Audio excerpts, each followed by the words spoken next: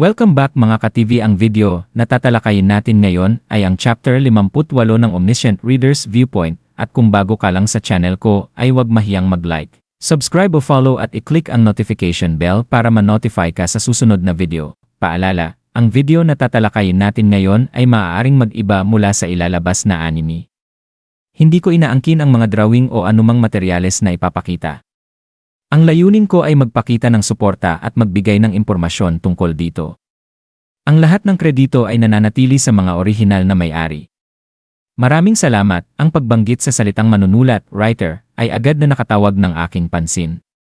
Sa Ways of Survival, isa ito sa ilang propesyon na maaaring magbigay ng kakayahang avatar. Kung isa siyang manunulat, marami sa kanyang mga kakaibang himala ay magkakaroon ng paliwanag. Bahagyang umangat ang mga labi ng unang apostol. Manunulat ang ibig mong sabihin ay ang lumikha ng aklat ng mga pahayag. Kaya natuklasan mo rin. Tama ka. Ako ang sumulat ng aklat ng mga pahayag. Hindi ko naman iyon ang ibig sabihin, ngunit ang gagong ito ay biglang nagsimulang magsalita ng kung ano-anong kalokohan. Para sa akin, imposibleng maging totoo iyon.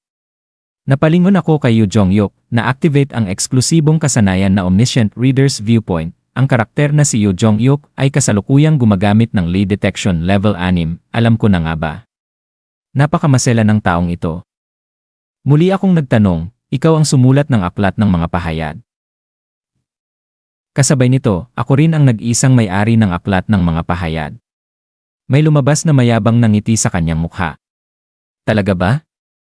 Subukan nga natin. Ginamit ng karakter na Yoo Jong-hyuk ang Lie Detection Level 6 na kumpirma ng karakter na si Yoo Jong-hyuk na totoo ang pahayag. Ano? Nagsasabi siya ng totoo.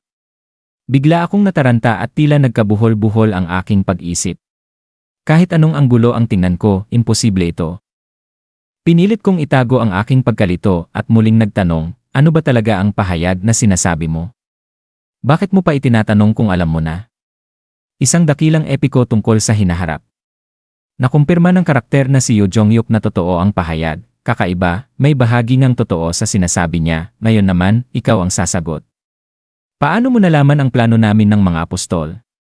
Apostol ka rin ba? Ikaw mismo ang sumulat ng aklat ng mga pahayag, hindi ba? Kung ganoon, hindi mo ba dapat alam ang sagot? Masaya bang magpanggap na isang omniscient na tagalikha? Humagikik siya na parang isang kontrabidang walang iniintindi habang unti-unti kong nababawi ang aking kalmado. Kahit paano ko siya tingnan, hindi siya ang may akda ng Ways of Survival. Kung siya nga ang sumulat nito, imposibleng hindi niya alam na nakatanggap ako ng text version nito. Siya nga pala, nakakatuwa ito. Akala ko ang babaeng nasa Eudaimon Prison na ang huling apostol, pero may nakatagong lalaki pala tulad mo. Eudaimon Prison? Elan? Hindi mo pa alam? Magpalitan tayo. Ihayag mo ang tunay mong pagkatao at bibigyan kita ng impormasyon. Tingnan natin. Sa tingin ko wala kang impormasyong gusto ko. Maaaring natalo mo ako ngayon pero hindi ito ang tunay kong katawan. Medyo sinuwerte ka lang, alam ko ang impormasyon tungkol sa hinaharap. Sinasadya kong putulin ang kanyang salita. Panahon na upang maglagay ng kaunting pampalasa para kay Yoo Jong-hyuk at higit pa roon, mas marami akong alam kaysa sayo. Nakumpirma ng karakter na si Yoo Jong-hyuk na totoo ang iyong mga salita, nanigas ang mukha ng unang apostol, kalokohan. Mas marami akong alam kaysa sayo, sa sandaling iyon, may kumislap sa kanyang mga mata, sandali huwag mong sabihin. Nang may mapagtanto siya, may napagtanto rin ako. Siya ba talaga yon? Sa ngayon, may 5 katotohanang alam ko. Una, nabasa niya ang Ways of Survival. Ikalawa, ang kanyang propesyon ay writer. Ikatlo, hindi siya ang may akda ng Ways of Survival. Ikaapat, sumulat siya ng isang teksto na nagsasalaysay ng hinaharap. Ikalima, bahagya lamang na tama ang kanyang kaalaman. Nabasa ko ang lahat ng 3,149 kabanata ng Ways of Survival. Sa pagkakaalam ko, hindi ito naging sapat na sikat upang magkaroon ng illegal na text version.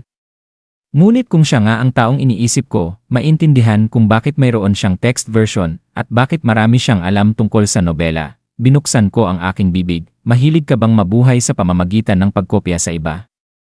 Ano? Nayanig ang kanyang mga mata, wala nang duda. Ang unang apostol ay siya nga, hindi ko inakalang ganito ang magiging buhay mo.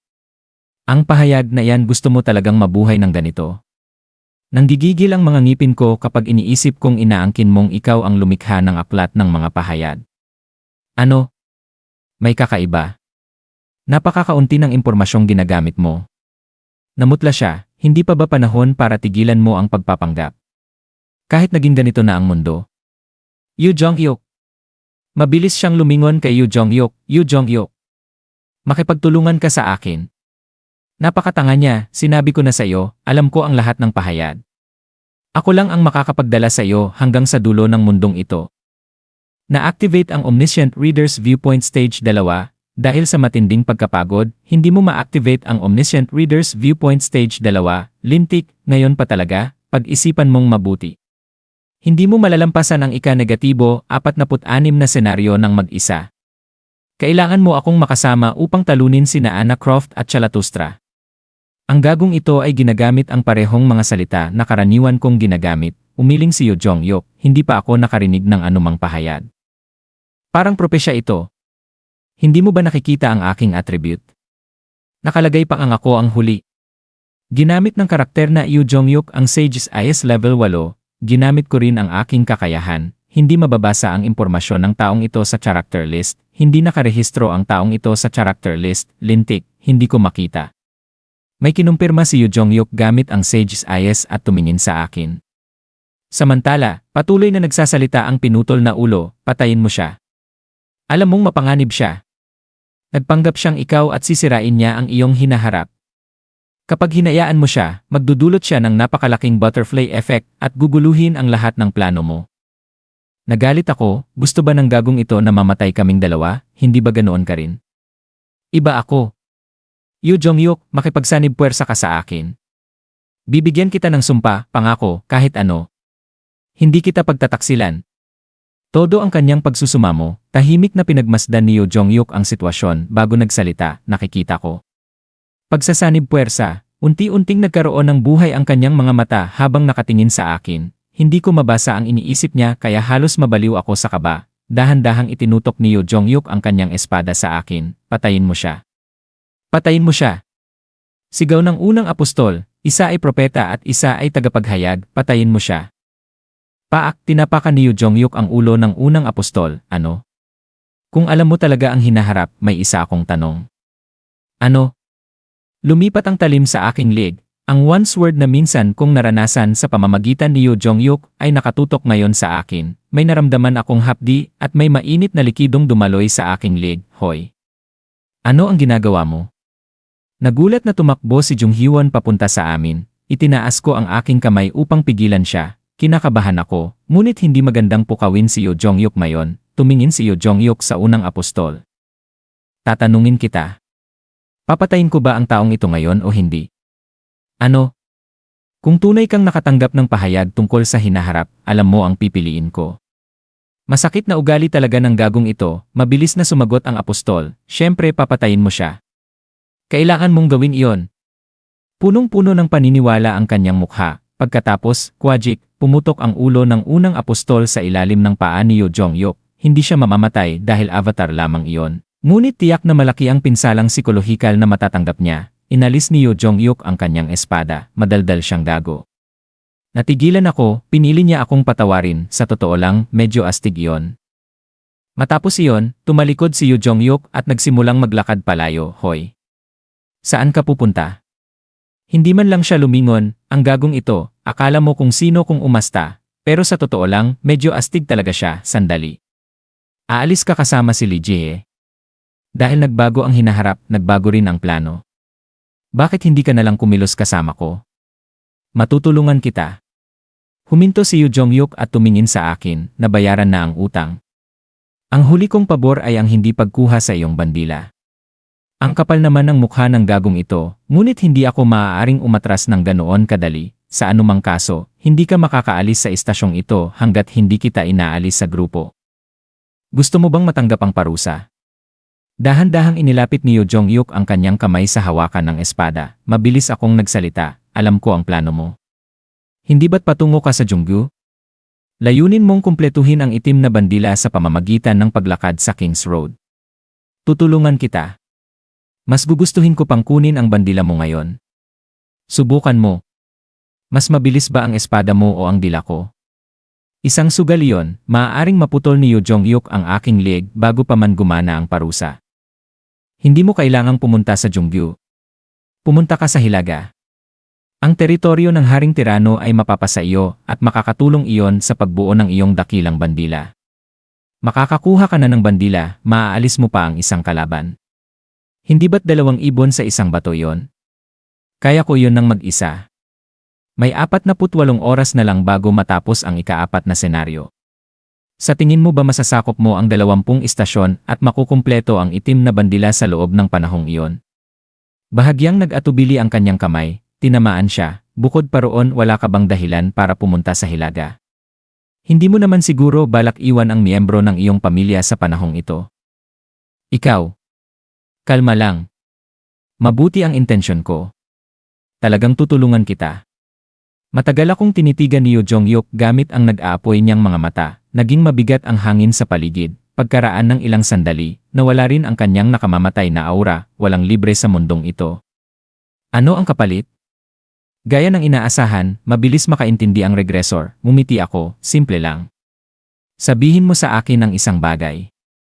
Ganoon lang kasimple ang kondisyon ko. Ano yon?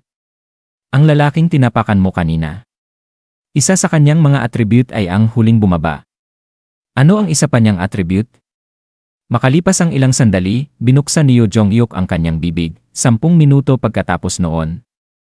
Tinawag ko sina Jung Min-seob at Lee Sung-kook.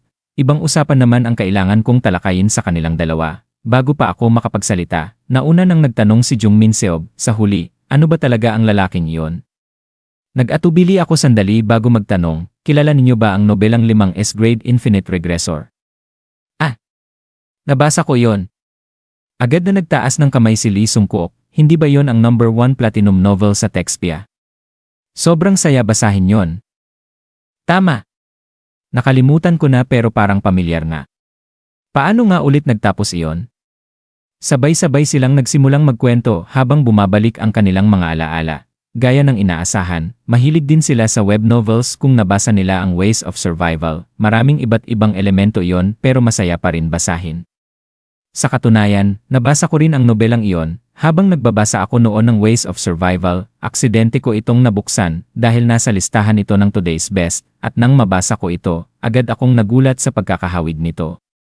Isang baliw na walang hanggang nagre-regress, sponsorship mula sa mga transcendenteng nilalang. Isang streaming system, survival game na puno ng imposibleng misyon.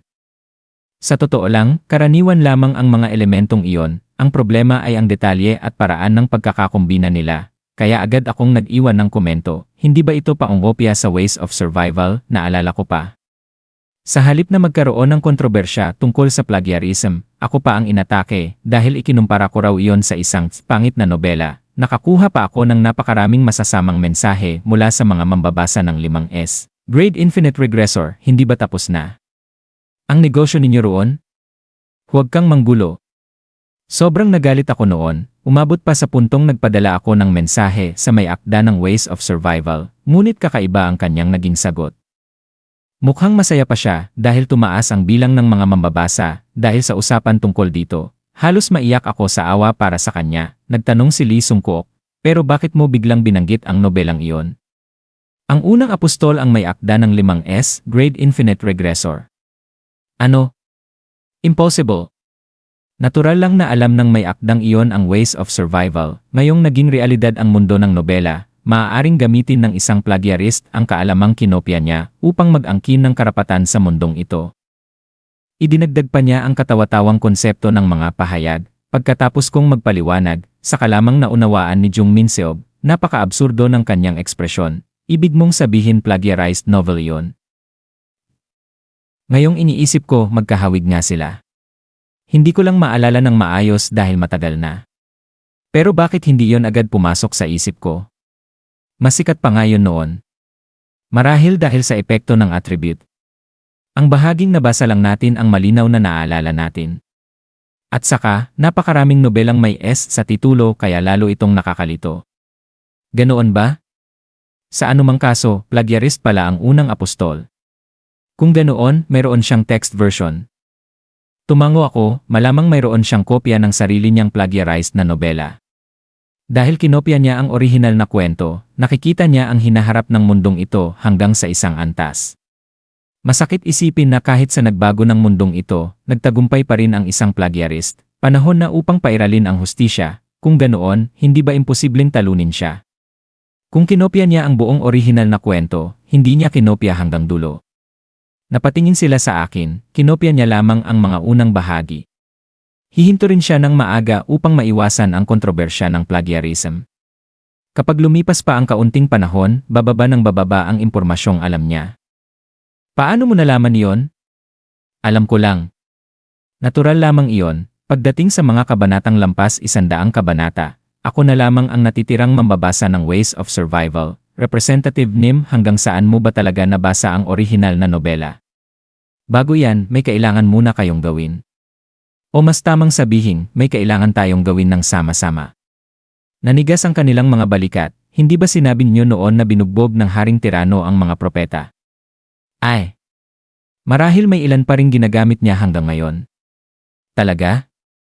Mas mabuti iyon. Ano? 48 oras na lamang ang natitira bago matapos ang senaryo. Kung gusto kong patayin ang Haring Tirano, mahirap gawin iyon ng mag-isa, kakalatin natin ang kanilang impormasyon. Hindi nila agad na unawaan ang ibig kong sabihin, paano? Ngumiti ako, ibubunyag natin ang bahagi ng mga pahayag. Ha? Paano natin gagawin yon? Mukha pa rin silang nalilito kaya mabait ko itong ipinaliwanag. Mula ngayon gagawa tayo ng kopya ng 5S Grade Infinite Regressor at ipapakalat natin ito. Kung maraming kalaban, simple lang ang sagot, pag-awayin mo sila sa isa't isa. At iyon na para sa kabanata ngayong araw.